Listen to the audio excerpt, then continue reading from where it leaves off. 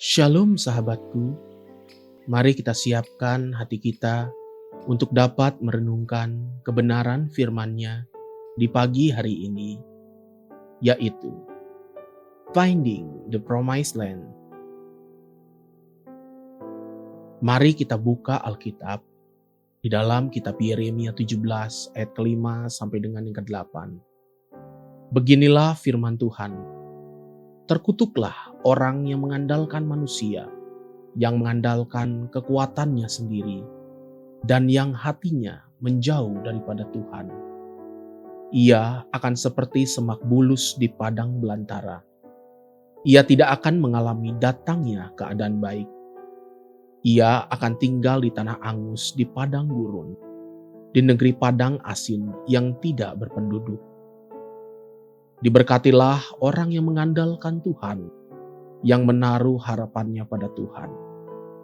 Ia akan seperti pohon yang ditanam di tepi air, yang merambatkan akar-akarnya ke tepi batang air, dan yang tidak mengalami datangnya panas terik, yang daunnya tetap hijau, yang tidak khawatir dalam tahun kering, dan yang tidak berhenti menghasilkan buah.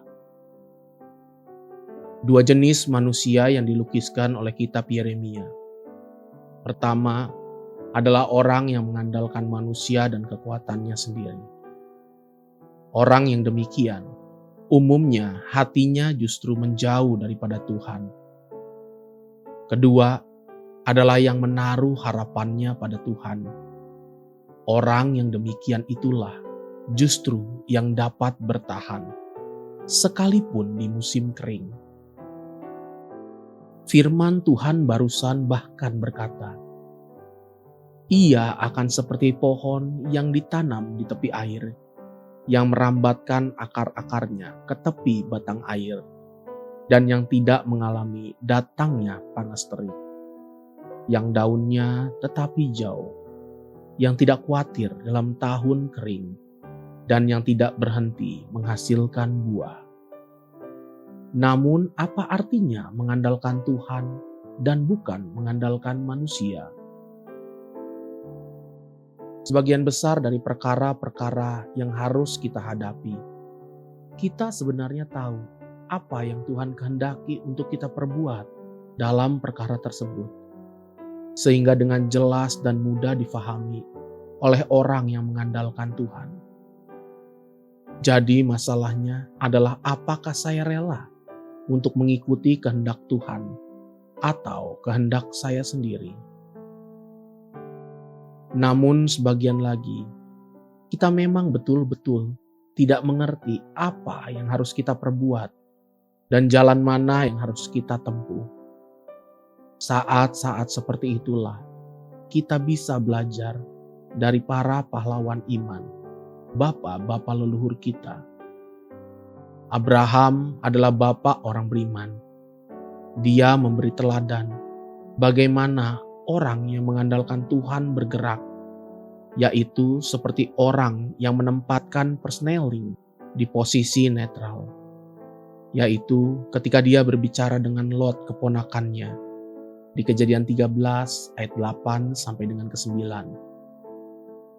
Maka berkatalah Abram kepada Lot, janganlah kiranya ada perkelahian antara aku dan engkau, dan antara para gembalaku dan para gembalamu, sebab kita ini kerabat. Bukankah seluruh negeri ini terbuka untuk engkau? Baiklah, pisahkan dirimu daripadaku. Jika engkau ke kiri, maka aku ke kanan. Jika engkau ke kanan, maka aku ke kiri. Abraham tidak tahu harus kemana. Abraham juga tidak mengerti apa yang Tuhan mau dia kerjakan. Maka Abraham mengambil posisi netral. Biarkan saja Tuhan bergerak dengan caranya sendiri yang bisa merubah hati manusia atau bahkan merubah alam semesta. Lot sebaliknya mengandalkan kekuatannya sendiri. Lot melihat tanah-tanah mana yang baik dan subur menurut penglihatannya sendiri. Lot memilih tanah di lembah Yordan yang penuh air dan padang rumput hijau, di sebelah tanah Sodom dan Gomora. Sedangkan Abraham bergerak ke arah barat dan menetap di tanah Kanaan. Tanpa disadari oleh Abraham, doanya, kerinduannya, jawaban dari berbagai-bagai pertanyaan Abraham dan keturunannya sepanjang masa adalah, di mana letak tanah perjanjian itu? Ketika Abraham tidak mengerti jawabannya dan dia menempatkan dirinya di posisi netral yang tidak memilih, maka Tuhan yang memilih baginya itu tanah Kanaan, tanah perjanjian bagi keturunan Abraham sampai hari ini. Haleluya.